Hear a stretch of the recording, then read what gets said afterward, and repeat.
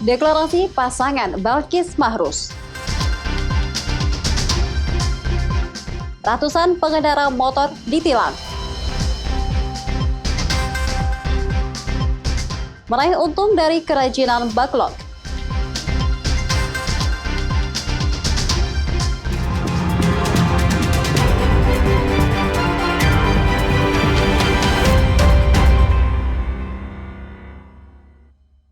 Selamat pagi saudara, apa kabar Anda? Senang sekali Kompas Pekalongan kembali hadir dengan beragam informasi penting dan menarik, baik dari dalam kota Pekalongan maupun sekitarnya.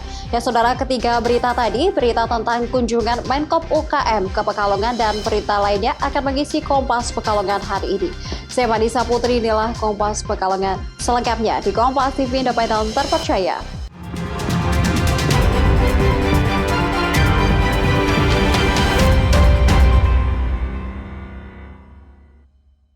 Ya saudara, kita awali informasi pagi ini. Ketua DPRD yang juga Ketua DPD Partai Golkar Kota Pekalongan, Balkis Diam, mendeklarasi dirinya sebagai bakal calon wali kota Pekalongan yang akan maju dalam Pilkada Serentak 2020 Jumat sore di Gedung Aswaja Kota Pekalongan. Dia akan berpasangan Mahrus Abdullah yang diusung dari PKB.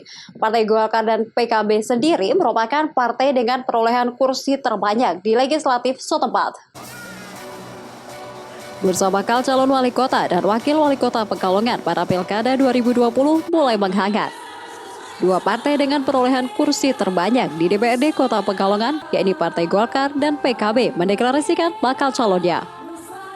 Bakal calon wali kota dan wakil wali kota yang diusung ini adalah Balkis Diam dan Mahrus Abdullah. Balkis adalah Ketua DPRD Kota Pekalongan sekaligus Ketua DPD Partai Golkar Kota Pekalongan. Sedangkan Mahrus Abdullah adalah seorang pengusaha yang diusung oleh PKB. Selain diusung Partai Golkar dan PKB, pasangan bakal calon ini juga diklaim didukung oleh sejumlah partai lain yang memiliki kursi di DPRD. Partai-partai pendukung ini adalah PAN, PKS, Gerindra, dan P3. Total kursi yang mereka kuasai adalah 29 kursi. Hal ini memungkinkan Pilkada Kota Pekalongan ke depan hanya akan diisi oleh satu pasangan.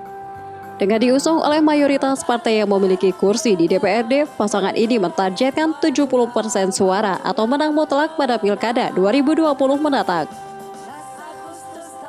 Sudah ikut yaitu PAN, Nasdem, Gerindra, PKS, dan juga P3. Ada berapa kursi di DPR itu Bu, semua total dengan Golkar dan PKB segala? 29 kursi. 29 kursi? Ya.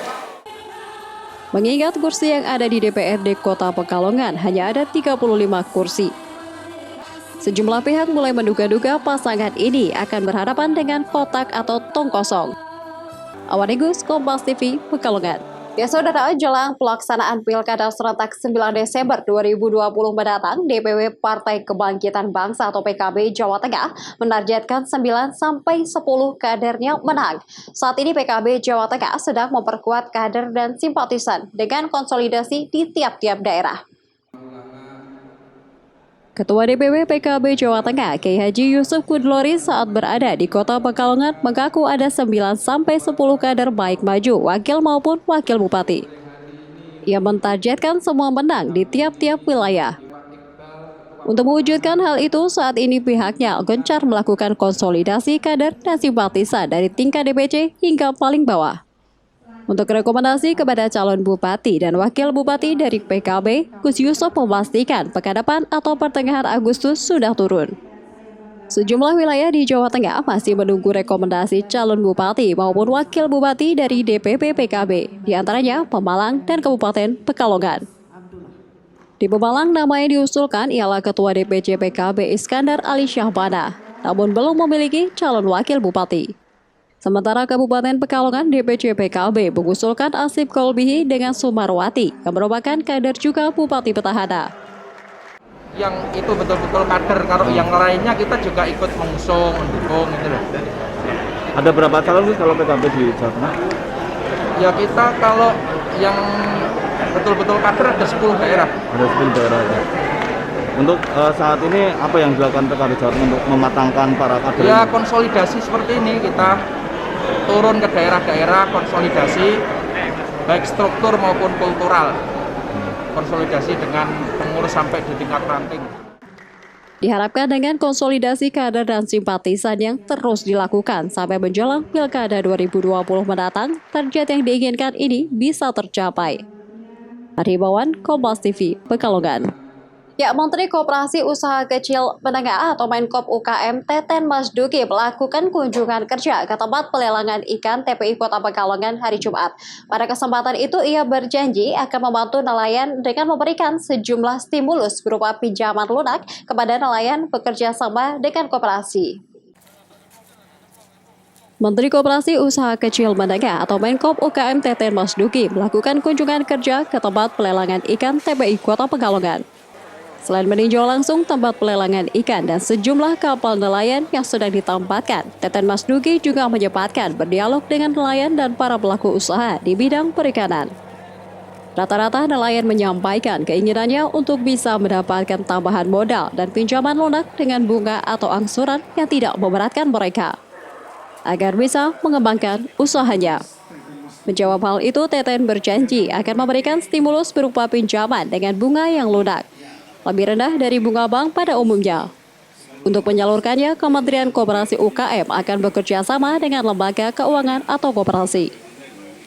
Apa yang sudah disampaikan oleh Pak Menteri Koperasi dan UKM kita, dan alhamdulillah kemarin kami sudah mendapatkan bantuan untuk menyalurkan dana lewat LPDP sebesar 5 miliar.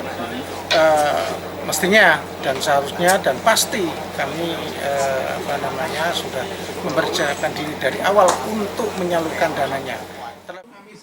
Salah satu koperasi yang bisa menyalurkan kredit kepada nelayan di Pekalongan yakni KSPPS BMT Mitra Utama menyatakan kesiapannya untuk menyalurkan pinjaman lunak guna membantu para nelayan. Karena selama ini hal itu juga sudah dilakukan oleh koperasi ini. Diharapkan dengan adanya pinjaman lunak kepada para nelayan dan pelaku usaha perikanan ini, mereka bisa mengembangkan usaha dan meningkatkan taraf hidupnya. Wanegus, Kompas TV, Pekalongan. Ya saudara, ratusan pengendara motor terjaring operasi patuh 2020. Jangan kemana-mana, informasinya sejenak berikut ini.